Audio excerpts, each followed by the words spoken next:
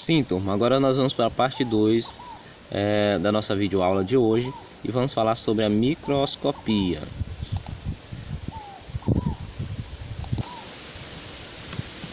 Evolução da microscopia. O primeiro microscópio foi inventado por esses dois cidadãos aqui, pai e filho, Hans e Zacharias Janssen.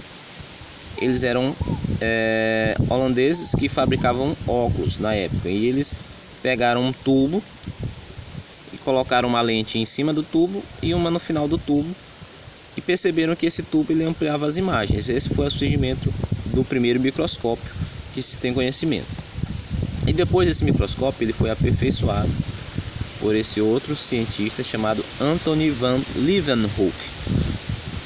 Esse bonitão aqui que está na imagem. Na época, né, era moda usar essas perucas grandes aqui, exuberantes, e essa roupa aqui bem pomposa. Mas está aqui a figurinha deles, né? O Hans, o Zacharias e o Anthony. Todos eles foram importantíssimos para a citologia por conta que eles tiveram uma grande contribuição no ramo da microscopia. O Anthony ele desenvolveu um microscópio que usava só uma lente.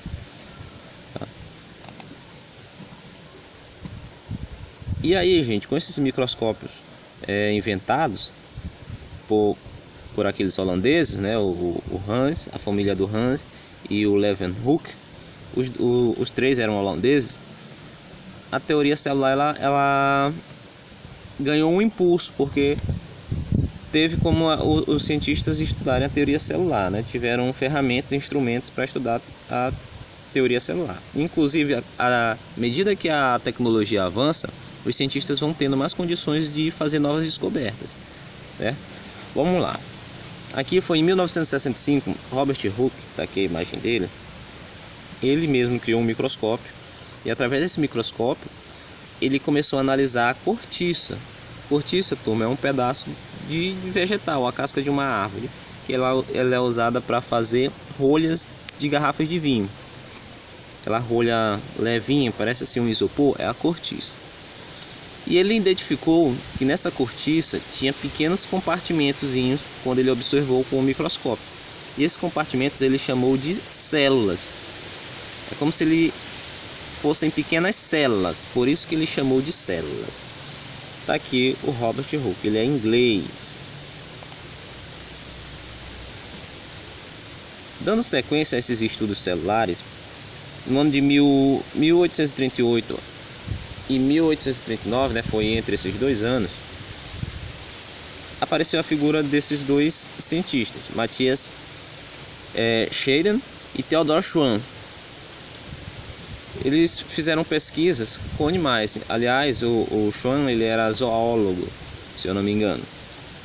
Trabalhava com animais. E o outro era botânico. Fazendo pesquisas com animais e plantas, eles começaram a observar que tanto os animais quanto as plantas, eles eram constituídos por células. Todos eles tinham células no seu corpo. E eles afirmaram que todos os seres, né, animais e plantas, são constituídos por células.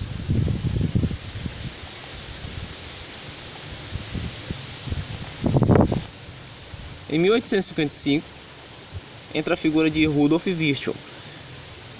Esse rapaz já declarou que todas as células elas têm origem a partir de outras células. Ou seja, o Rudolf ele fez estudos e ele constatou que ninguém pode criar uma célula do nada. Para que uma célula surja na natureza, ela tem que ser criada a partir de outra célula.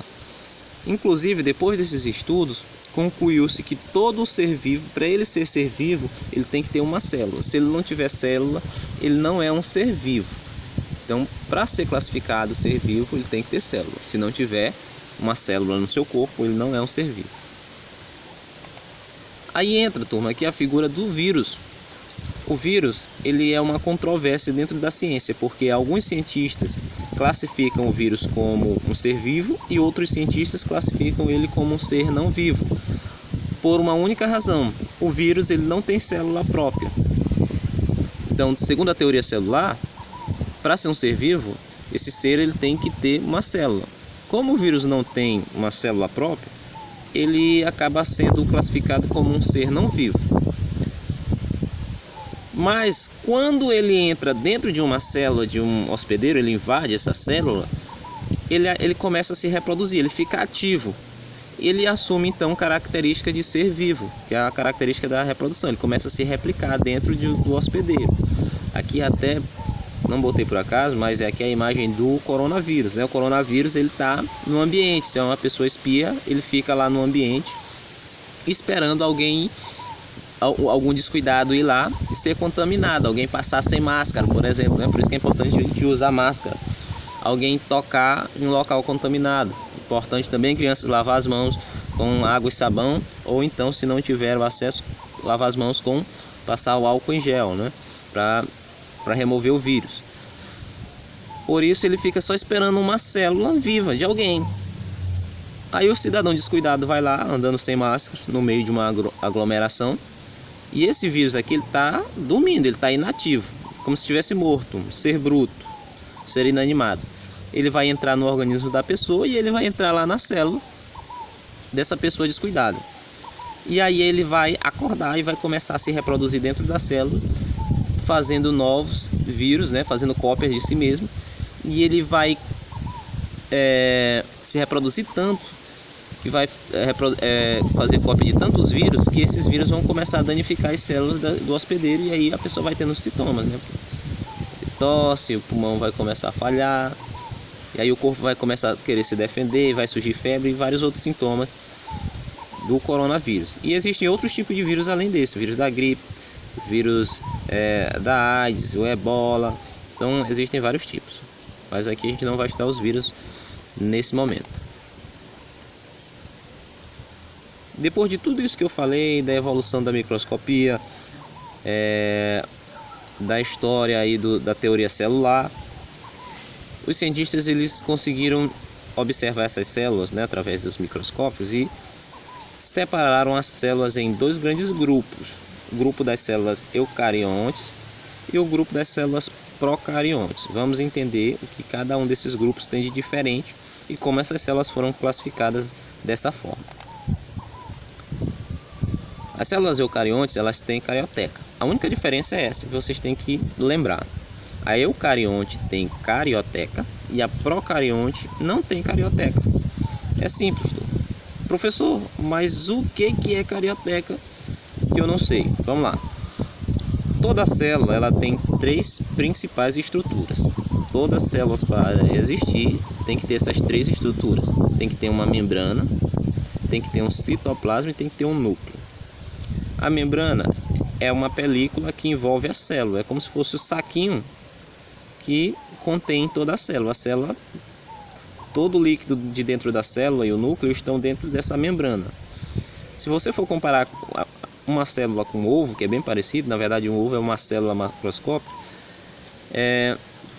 a casca do ovo, aquela películazinha que tem por dentro da casca do ovo, é como se fosse a membrana.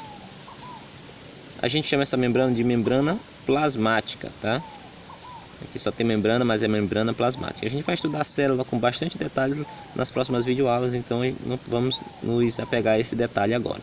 Então nós temos aqui uma membrana, o citoplasma, que é o líquido, uma espécie de gel que tem dentro da célula, e temos o núcleo que fica lá no meio da célula, dentro do citoplasma.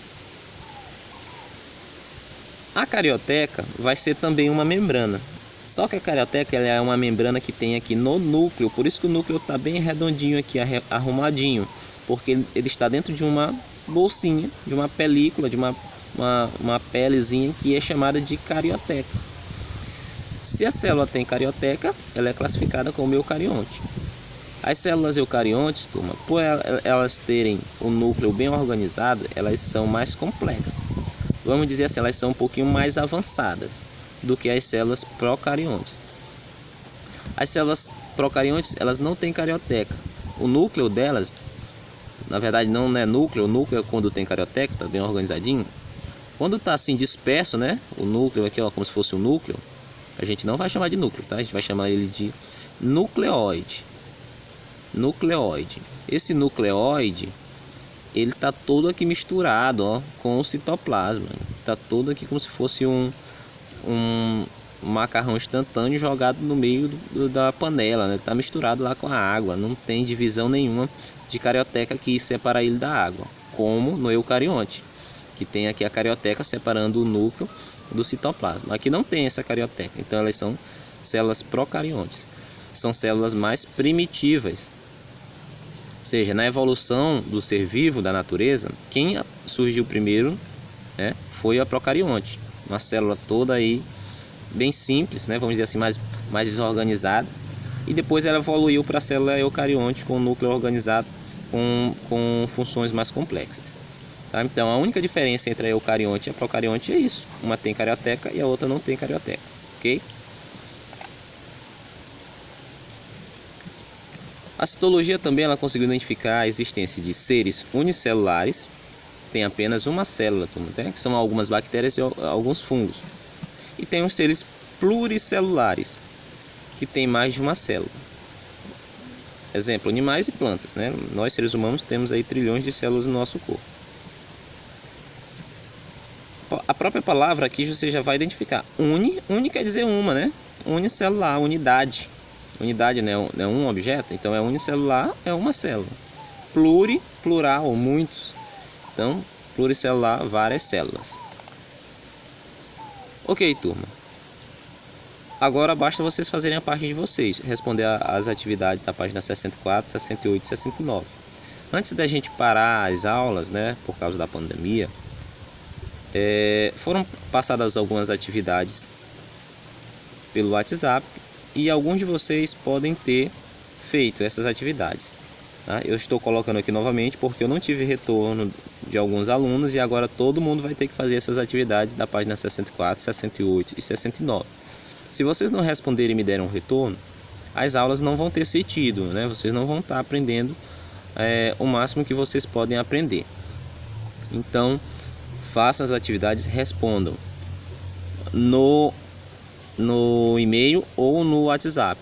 Pode tirar foto do livro, mas vocês vão ter que identificar o nome do aluno, tá? Senão eu não vou saber de quem é cada atividade. Ou pode fazer digitado no Word também, se quiser. Ok?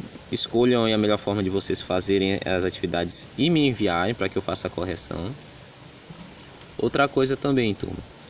Hoje eu não tive a oportunidade de estar num lugar mais silencioso, então tem alguns ruídozinhos aqui do ambiente. Hoje os passarinhos aqui na minha casa amanheceram agitados, né? Estão cantando aí a todo vapor. Ok?